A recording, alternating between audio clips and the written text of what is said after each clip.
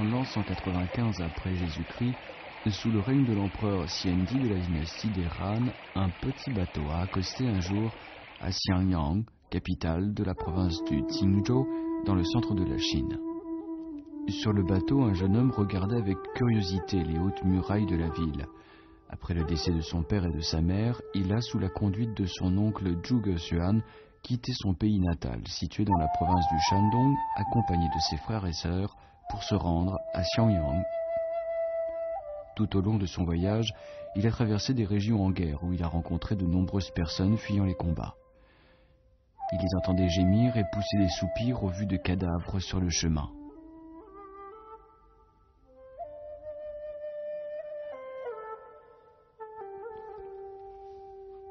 Ici, on ne voyait pas les ruines causées par les guerres incessantes, ni les attaques militaires fratricides. Ici, régnait la paix, la tranquillité et la prospérité. C'était la première impression que l'adolescent Zhuge Liang a gardée de son arrivée de Xiangyang. Zhuge Liang 呢是山东宜南人，当时呢，他的父母都双亡，由他的这个叔父带着他，就这样呢，举家呢就南迁，为什么呢？因为他的叔父诸葛玄呢和刘表有旧，刘表也是山东人，那就是奔着刘表来。À ce moment-là, Xiangyang connaissait une des plus glorieuses périodes de son histoire. En l'an 190, Liu Biao, nommé gouverneur de la province du Qingzhou, a fait déplacer le siège du gouvernement provincial du district de Ranshou de la préfecture de Wuling à Xiangyang, qui est devenue tout d'un coup la capitale d'une province dotée de vastes terres agricoles fertiles. Cette décision a eu évidemment de profondes répercussions positives sur le futur développement de Xiangyang. Plusieurs années plus tard, elle est devenue une grande ville du pays, ayant la même importance que Chang'an et Luoyang.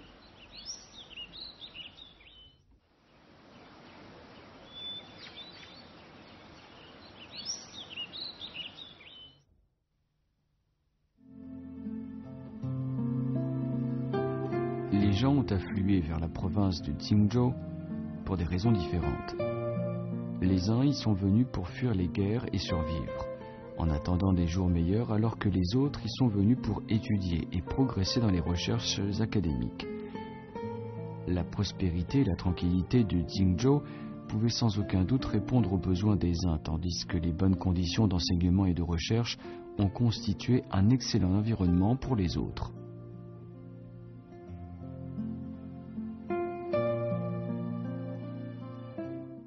Liu Biao 在襄阳20年，他不争夺天下，他不参与战乱，他一力发展经济、发展文化，他庸人而治，爱民养士，所以很多学者到这来，他在这儿专门办理了学校，他这个学校档次是非常高的，是三国汉末到三国时是全国最高学府，全国的头书记都到这，他还专门编写教材，亲自授课，当时来的一些大儒都讲课，所以襄樊的教育非常的发达。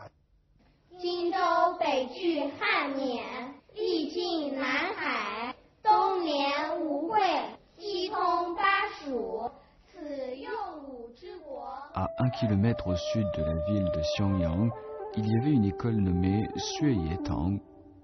C'était une école officielle ouverte par les autorités provinciales sur la proposition de Liu Biao et qui recevait uniquement les grands intellectuels et les enfants de hauts fonctionnaires de la province.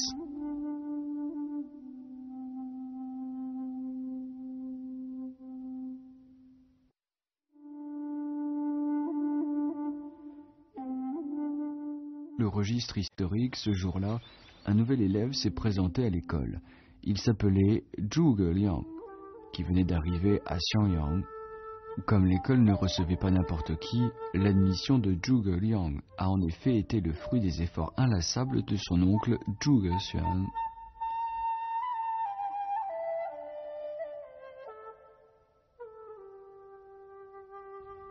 Bien qu'il ait installé Zhuge Liang, son frère et ses sœurs, Xiangyang, leur oncle Zhuge Xuan, pensait toujours à eux de sorte qu'il était incapable de bien dormir la nuit.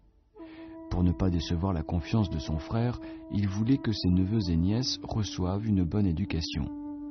Il a donc écrit une lettre de Liu Biao, lui priant de prendre soin en particulier de l'éducation de Zhuge Liang. Comme Liu Biao attachait une grande importance à l'éducation et aux intellectuels et qu'il n'oubliait pas ses vieux amis, il a accepté avec plaisir la demande de Zhuge Xuan et a fait entrer Zhuge Liang à l'école Xueye Tong. 诸葛亮14岁到了襄阳，随即呢就进了学业堂读书同时呢他又拜了襄阳名士庞德公为师那么诸葛亮在这个时期这个和这个相反的就是襄阳产生了一些千丝万缕的一些联系。 Pendant les 2 premières années qui ont suivi l'arrivée à Xiangyang de Zhuge Liang et de ses frères et sœurs, Zhuge Xuan y est venu à plusieurs reprises pour voir ses neveux et nièces et rendre visite à son ami Liu Biao. Il a profité de ces occasions pour marier les 2 nièces, dont le but d'établir des alliances avec les puissantes familles locales. 通常采取的2种手段，诸葛亮都用得很娴熟。一个方面就是取得当地民事的支持，当时的组织部考核干部有2个条件：一个当地的民事对你的评价、你的口碑；第二个就是联姻。他的这个2个姐姐，一个嫁给了这个会氏家族，这在襄阳是一个大族；另外一个就嫁给了这个庞德公的。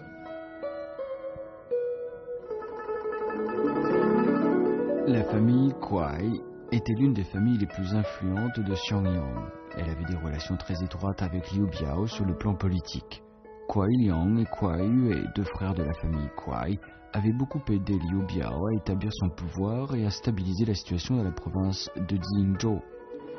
Par exemple, Kuai Yue a aidé Liu Biao à réprimer les révoltes dans la province et il a obtenu en retour le poste de chef de la préfecture de Zhangling. De son côté, Kuai Qi a également été nommé chef de la préfecture de Fangling grâce à ses contributions au renforcement du pouvoir de Liu Biao. Pang de Gong était originaire de Xiangyang. Bien qu'il vécût en ermite et refusât d'occuper un poste de haut fonctionnaire, il jouissait d'une grande réputation dans la province de Jingzhou. Comme l'une de ses sœurs était mariée avec Pang Shanmin, fils de Pang de Gong, Zhuge Liang est devenu naturellement un proche parent de Pang de Gong. 诸葛亮呢，就每次到庞德公家里，就跪在庞德公的床前，聆听老师的教诲。通过考察，觉得这个诸葛亮是个可塑之才，这就收了他为学生。 Bientôt, Pang de Gong découvrit que Zhuge Liang avait non seulement un comportement irréprochable comme la plupart des autres jeunes hommes, mais qu'il avait par rapport à ces derniers une plus grande intelligence et des réflexions plus profondes. En outre, il a trouvé à travers ses conversations avec Zhuge Liang que celui-ci nourrissait de grandes ambitions. Par conséquent, Pang de Gong aimait s'entretenir avec ce jeune homme sur tous les sujets, allant des actualités jusqu'aux idéaux et les goûts en passant par les études et les recherches académiques. Il ne sentait pas l'écart d'âge entre eux et les 2 hommes ont noué une amitié qui se tenait ni compte de leurs différences d'âge et de génération.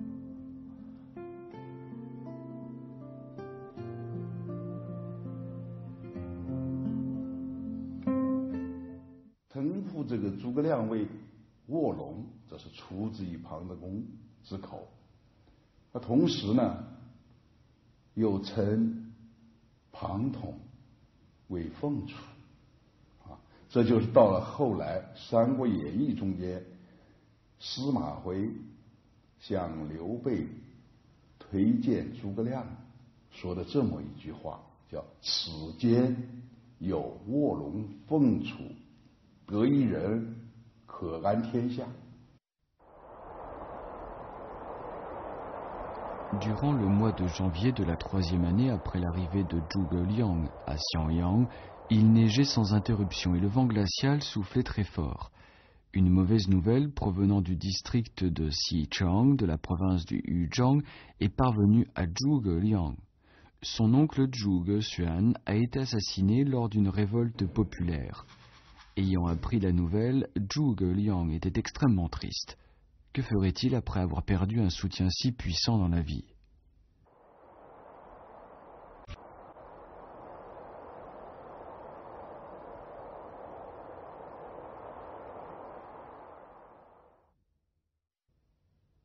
诸葛亮到了17岁的时候呢，他的叔父在南昌做官的时候被人杀掉了，去世了。这个时候呢，诸葛亮呢，感觉到自己也成年了也再也不能过这种寄人篱下的生活了，就毅然决定找一个地方过一种耕读的生活。À environ 10 km à l'ouest de la ville de Xiangyang, il existe un petit village situé dans une vallée entourée de montagnes dont la plus haute était appelée la montagne de Longzhong. Ainsi, le village a-t-il même pris le nom. Situé au milieu de forêts d'arbres et de plantations de bambous où coulaient paisiblement les eaux de ruisseaux qui se jetaient dans des étangs aux eaux limpides, le village Longzhong était un lieu idéal pour purifier le cœur et perfectionner la vertu, en même temps pour étudier les classiques. Zhuge Liang a amené son frère cadet Zhuge Jun dans ce village pour y vivre en ermite.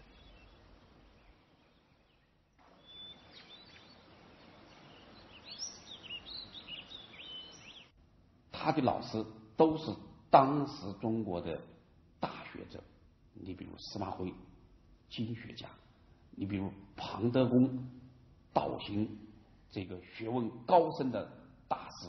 当时加上襄阳，从京都太学来了很多知名的学者，有学问的大人物，他广泛的学习。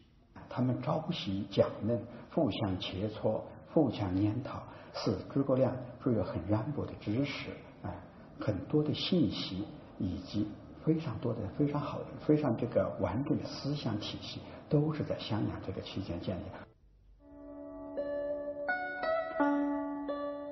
De l'an 195 à l'an 207, Zhuge Liang a vécu au total 12 ans à Xiangyang et à Longzhong. D'un adolescent qui ne connaissait pas grand-chose, il est devenu un jeune homme ambitieux qui apprenait auprès de ses professeurs et de grands intellectuels. C'est durant cette période qu'il a acquis ses connaissances indispensables et élaboré ses projets d'avenir.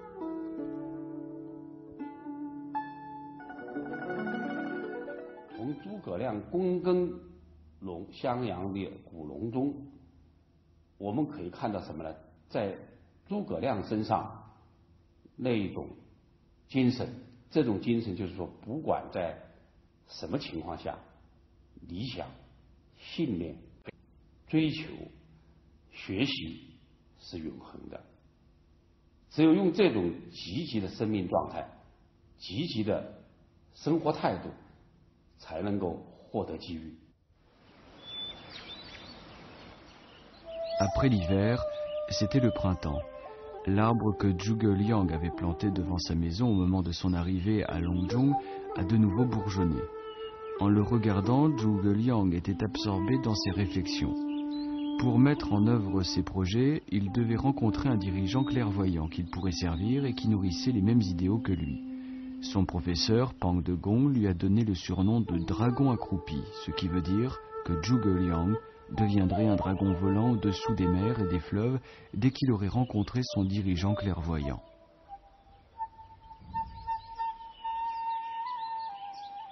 在三国三州鼎立的三州中，刘备这一州是比较弱的。他到襄阳驻守新野以后，在习术的帮助下，他就打了几次小的胜仗，他才发现知识分子的重要，发现国事的重要。后来在习术走的时候，向刘备推荐了诸葛亮，这也是刘备去请诸葛亮的客观原因。Le puits hexagonal situé devant la chaumière a été confirmé par des experts comme le puits creusé personnellement par Zhuge Liang. Bien que vivant en ermite à Longzhong, il était parfaitement au courant des affaires de son temps.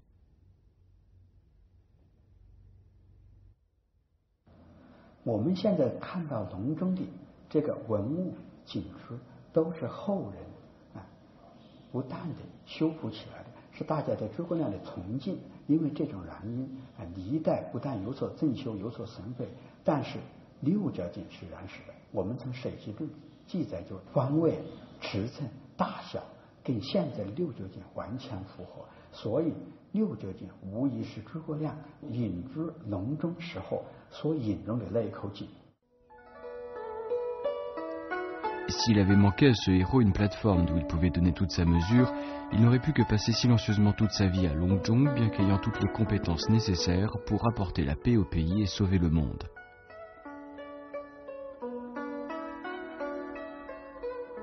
Le pont Xiaorong à Longzhong était un pont que Zhuge Liang devait traverser chaque fois qu'il se rendait à Longzhong ou qu'il la quittait. Cette année-là, on a entendu un jour des bruits de galop de chevaux sur ce pont, bruits qui ont brisé le traditionnel silence à Longzhong. Le dirigeant clairvoyant qui permettait à Zhuge Liang de mettre en œuvre ses idées et ses projets était enfin arrivé. Il s'agissait de Liu Bei, qui, déterminé à restaurer la puissance de la dynastie des Han, mais vivait le pire moment de sa vie, avait de grandes difficultés pour réaliser son projet. Comment a-t-il eu l'idée de venir à Longzhong? C'était par un pur hasard ou c'était le destin de l'histoire qui voulait qu'un oiseau de bonne race ne perche jamais sur n'importe quelle branche de l'arbre? 江阳汇集了当时南下的很多精英，你像石广元、孟公威、徐庶。徐庶呢，我们知道和诸葛亮是同学、朋友。 他们之间呢，除了探讨学问，可以说是无话不说。徐庶对诸葛亮应该是，诸葛亮的才呢，他非常清楚。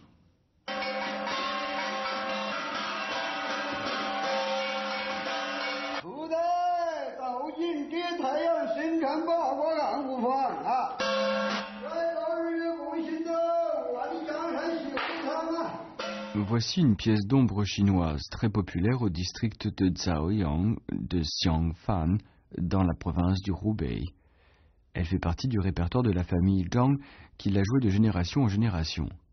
La pièce raconte que vers la fin de la dynastie des Han orientaux, Liu Bei a emprunté la province de Jinzhou au royaume Wu, opération dans laquelle le stratagème miraculeux préparé par Zhuge Liang a joué un rôle capital. Aujourd'hui, dans le nord-est du chef-lieu du district de Nanzhang, à Xiangfan, il y a une belle maison tranquille qui, selon le registre historique, était la résidence de Xu Shu. Le temple de Xu Shu est composé d'un portique et de plusieurs salles. Dans le hall de la salle principale est suspendu le portrait de Xu Shu, avec sur les deux côtés ses deux sentences parallèles, qui montrent sa fidélité à Liu Bei. Liu Bei 投靠刘表的时候呢，他当时也是想基于东山再起，那么就四处打听，想招揽人才和人马。他首先就知道了徐庶这么个人。 Bien que Xu Shu ne fut pas aussi compétent que Zhuge Liang, il était néanmoins capable d'aider Liu Bei à remporter des victoires dans plusieurs batailles contre Cao Cao, chef du camp adverse, ce qui l'a beaucoup irrité. 但是曹操呢，就使了一个计，就把徐庶的母亲呢软禁起来，就把徐庶召回去了。那么徐庶在临告别这个刘备之前呢，就向刘备推荐了诸葛亮。 Avant de dire au revoir à Liu Bei, Xu Shu lui a parlé de Zhuge Liang, qui alors cultivait la terre dans une petite ferme à Longzhong, en ces termes. Il est le genre de talent qui mérite qu'on aille à sa rencontre, et non l'inverse. C'était la deuxième fois que Liu Bei a entendu qu'on lui recommanda Zhuge Liang. En effet, Sima Hui, grand maître taoïste chinois, lui avait recommandé pour la première fois Zhuge Liang, quand il était en difficulté. À cette époque-là, Liu Bei était encore sous la protection de Liu Biao. Un jour, le frère et la sœur Tsai, alliés de Liu Biao, voulaient l'assassiner lors d'un banquet. Liu Bei 在戏中间觉察了这个，他借上厕所的机会，他就骑上他的低楼宝马，冲至西门外，就越过潭溪。不巧越到潭溪中间，就让这个陷进泥泞里头。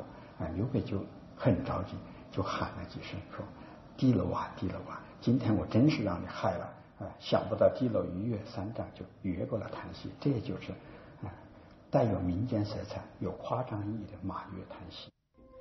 En poursuivant son chemin dans la fuite, Liu Bei est arrivé à la ferme Shuijing, où résidait justement Sima Hui.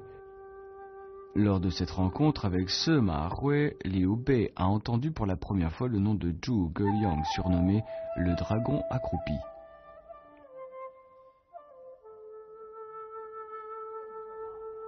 La ferme Shuijing se trouve dans un endroit pittoresque et plein de poésie.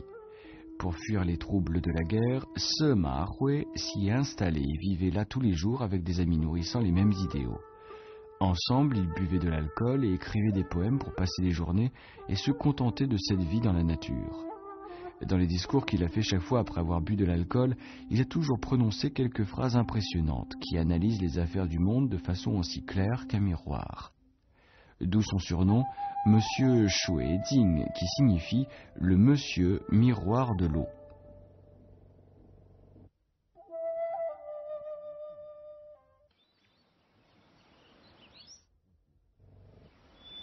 La recommandation de Zhuge Liang par Sima Hui à la ferme Shuijing a laissé une impression profonde à Liu Bei. Cette fois, il a entendu à nouveau la recommandation de Xu Shu, qui l'a déterminé à rendre visite à Zhuge Liang.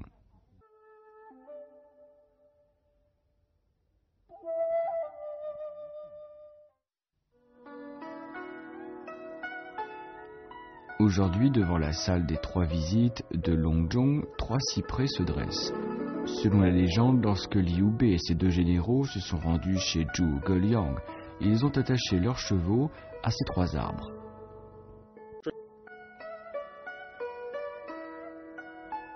Dans son poème, le premier ministre de Shu, Du Fu, roi des poètes chinois vivant sous la dynastie des Tang, a écrit les phrases suivantes. Après ces trois visites à la chaumière, Liu Bei a souvent discuté avec Zhuge Liang de projets pour unifier le pays. Le Premier ministre a déployé tous ses efforts pour aider Liu Bei et son fils, mais il est mort, sans avoir obtenu la victoire finale dans ses expéditions militaires successives. Cette histoire se transmet de génération en génération en Chine sous différentes formes. La salle de trois visites, construite sous la dynastie des Ming, a été détruite plus tard avant d'être reconstruite sous la dynastie des Qing en 1719. Au cours des centaines d'années suivantes, elle a été rénovée plusieurs fois pour prendre son aspect actuel. 诸葛亮形成这样一个完美的形象，是一个历时态的积淀的过程。诸葛亮他本身所具有的第一个品质就是忠，忠诚的这个忠，忠于朝廷的忠。他伺候了先祖，又伺候后祖。 父子两代皇帝，他鞠躬尽瘁，死而后已。那么，就凭他这一个品质，我们不论成败，历朝历代的统治者都是会倡导他的。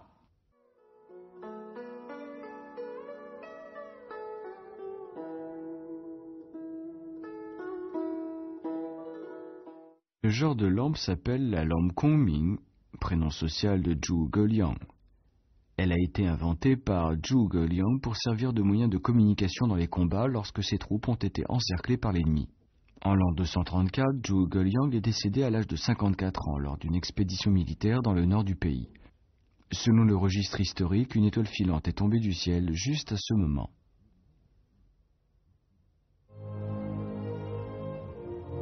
Malgré sa mort, l'esprit de Zhuge Liang est resté éternel. Autrefois, les Chinois croyaient qu'après la mort de l'homme, son âme vivait toujours. C'est pourquoi ils ont construit des temples pour abriter l'âme de Zhuge Liang.